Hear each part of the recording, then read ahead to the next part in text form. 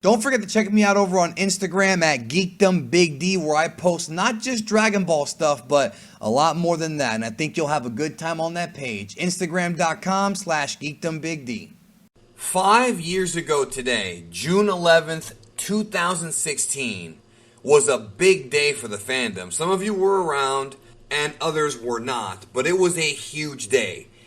We're going to talk about that day here on this video, alongside the release of Dragon Ball Z Kakarot DLC Pack number 3, which features Future Trunks. 5 years ago was the premiere of the biggest, highest rated as far as television audience goes episode of Dragon Ball Super of the entire run from 2015-2018. SOS from the future, a black new enemy appears.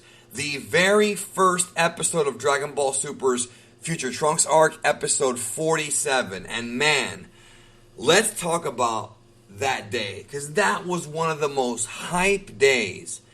To many people, the Trunks arc is really when Dragon Ball Super cranked it up. The first two arcs of Super were retellings of the movies Battle of Gods and Resurrection F, and many fans would tell other fans, just skip those episodes. Start with Dragon Ball Super episode 28. The Champa arc. But even then, with the Champa arc, with the Universe 6 vs. 7 tournament, it was just a tournament. A lot of it was not really taken too seriously, and it really didn't feel like what Dragon Ball had given us back in the day, especially Dragon Ball Z. But with this episode, SOS from the future, a dark new enemy appears, or a black new enemy, depending on what version you're watching. Because the dub changed it from black to dark, but the pun is that it was the debut of Goku Black. This episode changed everything. I will never forget this night as long as I live. I had been doing YouTube for about a year and a half. Channel was doing really well. I was on the way to 100K. And there was a bunch of hype over all the information that got revealed about this new arc. Trunks is coming back. There's going to be an evil Goku, a character who I never thought we'd actually see, and we saw it. And this episode began sort of like the big push as far as Dragon Ball Super graduating into being taken at least more seriously at that time. Granted, looking back, the Trunks arc does have a lot of flaws, especially near the end. But at the very beginning, the hype behind Goku Black and the mystery that we all kind of rode along for weeks, actually months, because they were teasing us with who Goku Black was for a while. We did not know. We didn't even know who Zamasu was when all this started. We knew nothing. And it was so much fun to watch this arc week to week and talk to people and take their guesses and do reviews and do content.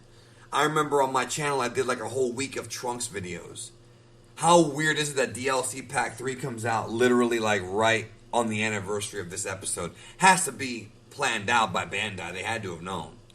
But I remember watching this episode, Dragon Ball Super episode 47, in Japanese with no subs. We watched it again later on that night with subs.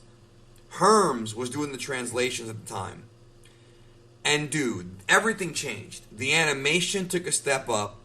Sumitomo's score for Dragon Ball Super took a big step up as we got some historic new themes that would be reiterated time and time again throughout the Trunks arc and throughout the Tournament of Power arc. We got the return of a fan favorite character from Dragon Ball Z.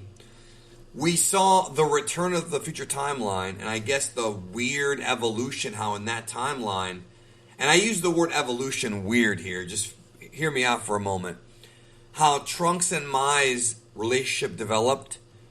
That was weird to me because Battle of Gods, the Trunks and Mai thing there was a gag.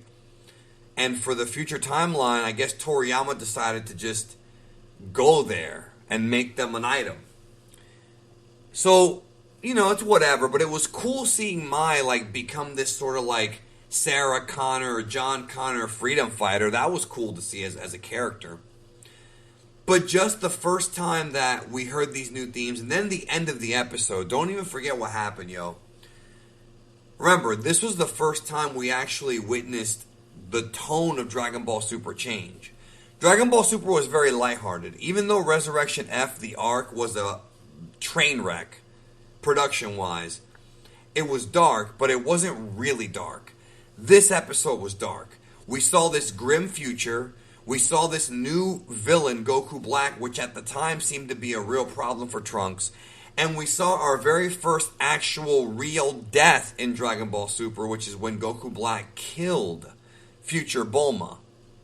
Remember, Goku and Bulma were best friends since she was a kid. The first two characters we meet in Dragon Ball, the very first two characters in the entirety of this franchise, is Goku and Bulma. Dragon Ball Episode 1, Japanese title, is Bulma to Son Goku. Bulma and Son Goku. That's where everything started. And we're seeing future Bulma get, wiped out. We saw her get yeeted. And I remember getting text messages from people all night long. I remember checking my DMs on various social media platforms, talking to my friends about it. This was one of the most talked about Dragon Ball Super episodes. And guess what? If I remember correctly, it did an 8.4 share. And I'm not going to go into what that means if you don't know, but for Dragon Ball, an 8.4 for Super, that is great. Because that is the highest rated, most viewed episode of the entire series. Not even Ultra Instinct got the kind of numbers that did in Japan. Obviously, UI crashed Crunchyroll and all that crazy stuff happened. But in Japan, people were legitimately invested in the return of Trunks and in Goku Black. And not only that, but the hype that had been built up around this from Fuji TV, Toei Animation, Shueisha, and Bandai. Toriyama's statement about how he worked on this, I don't know if it came out right after that or right before, but he worked on this arc, throughout a big chunk of 2015. I think second half of 2015 he said that. And then here we are, our first major death. It felt like Dragon Ball. It felt like what Dragon Ball had given us. It was almost like a new Trunks special. Remember how depressing and bleak the history of Trunks TV special was? Remember that? This felt like that, where everything felt bleak, and we were all hooked. I mean, I don't know, I don't care who you are. I don't remember a single person who was not invested in Super that was watching it when that episode aired. That episode did a lot for this franchise, for Dragon Ball Super. And I've always been one person to always say that Dragon Ball is never meant to be taken that seriously. Toriyama never intended it for it to be. Although there are some bleak moments and a genuine sense of dread when the series gets serious. When it does get serious, especially anything involving Trunks, it's usually pretty good. At least in Z. He's a great character, tragic character, in my opinion. Maybe not the strongest, but certainly one that was interesting. And bringing Trunks back and bringing Goku Black in, yeah, it was a business move. It was a total corporate move.